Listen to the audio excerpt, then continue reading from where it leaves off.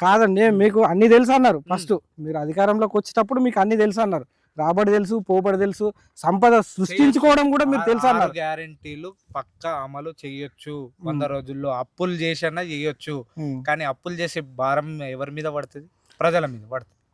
సంపదను సృష్టిస్తామన్నారు గదా! ఒక సంవత్సరంలో సృష్టి సంపద సృష్టించొచ్చా? అది ఒక్ మీరు అహా! ఒక్క మీరు సంవత్సరంలో మీ పార్టీ అనుభవజ్ఞులు బట్టి విక్రమార్క గారు ఈ గత మాట గత మాట్లాడారు. గత 10 ఏళ్లలో అమలు గావని. గత 10 ఏళ్లలో ఏదైతే ఇన్వెస్ట్‌మెంట్ తెలంగాణ రాష్ట్రానికి తెచ్చేదుందో, హ్మ్. అది ఒక్క సంవత్సరంలో తెచ్చినాం ఇన్వెస్ట్‌మెంట్సు.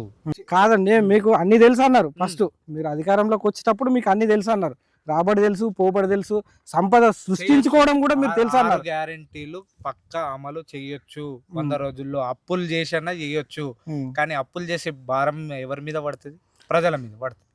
సంపదను సృష్టిస్తామన్నారు గదా! ఒక సంవత్సరంలో సృష్టి సంపద సృష్టించొచ్చా? అది ఒక్ మీరు అహా! ఒక్క మీరు సంవత్సరంలో మీ పార్టీ అనుభవజ్ఞులు బట్టి విక్రమార్క గారు ఈ గత మాట గత మాట్లాడారు. గత 10 ఏళ్లలో అమలు గావని. గత 10 ఏళ్లలో ఏదైతే ఇన్వెస్ట్‌మెంట్ తెలంగాణ రాష్ట్రానికి తెచ్చేదుందో, హ్మ్. అది ఒక్క సంవత్సరంలో తెచ్చినాం ఇన్వెస్ట్‌మెంట్సు.